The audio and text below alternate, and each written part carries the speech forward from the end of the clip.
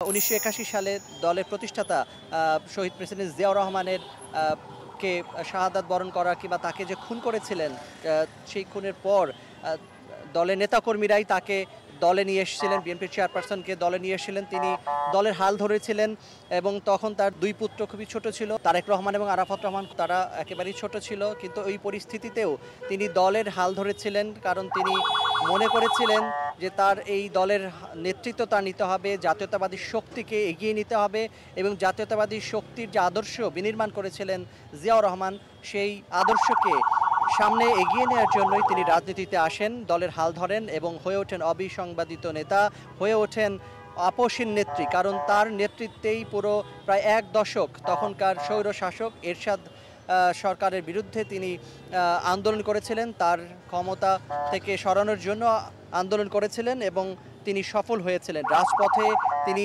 তার আপসহীন ওই নেতৃত্বের কারণেই ক্ষমতা ছাড়তে বাধ্য হয়েছিলেন স্বৈরাচার এরশাদ, এবং তখন ওই আন্দোলনই তাকে এনে দেন আপসহীন নেত্রীর তকমা এনে দেয় তাকে।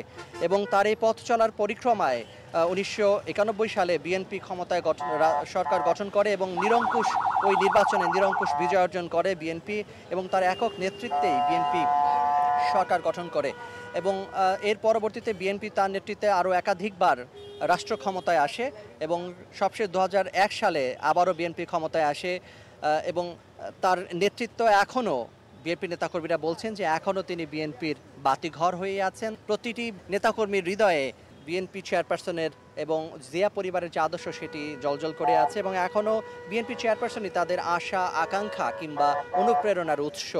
এবং তাকে পেয়ে সত্যি বিএনপি নেতাকর্মীরা বলছেন তারা নতুন প্রাণ ফিরে পেয়েছেন এবং যে উৎকণ্ঠা, যে উদ্বেগ ছিল তার স্বাস্থ্যগত জটিলতা নিয়ে, সেটি কিছুটা হলেও দূর হয়েছে। তিনি ফিরেছেন, এই স্বস্তি তাদেরকে একটি শক্তি দিয়েছে, যেই শক্তি তাদেরকে সামনে এগিয়ে দেবে কয়েক ধাপ। তারা বলছেন যে আগামী নির্বাচন ঘিরে তাদের এই শক্তি তাদেরকে যে নতুন গতি উদ্দাম এনে দিল সেটি বিরাজ করবে, অটুট থাকবে আগামী নির্বাচন পর্যন্ত। এবং পরবর্তীতে দেশ গঠনে তাদের দলের যে দাবিগুলো রয়েছে, তাদের যে দফাগুলো রয়েছে, অর্থাৎ এর আগে 2016 সালে আমরা দেখেছিলাম বিএনপির চেয়ারপারসন তিনি রূপকল্প 2030 দিয়েছিলেন, অর্থাৎ ভিশন 2030 দিয়েছিলেন। পরবর্তীতে আমরা দেখেছি বিএনপির তরফ থেকে ভারপ্রাপ্ত চেয়ারম্যান তারেক রহমান 31 দফা দিয়েছেন, রাষ্ট্র গঠনের যে সংস্কার প্রস্তাব দিয়েছেন। তারা সেই সংস্কার প্রস্তাবের ভিত্তিতে একটি সুন্দর, শান্তিময় এবং প্রতিহিংসামুক্ত একটি রাজনৈতিক পরিবেশ তৈরি করতে চান। বাংলাদেশে একটি সুস্থ একটি রাজনৈতিক পরিবেশ তারা দিতে চান। তাদের মতে বিএনপি যেটি দাবি করছে বা বলেছে, একটি সুন্দর শান্তিময় বাংলাদেশ বিনির্মাণের জন্য একটি প্রতিহিংসার মুক্ত রাজনৈতিক পরিবেশ দরকার, যেখানে হানাহানি রক্তপাত থাকবে না।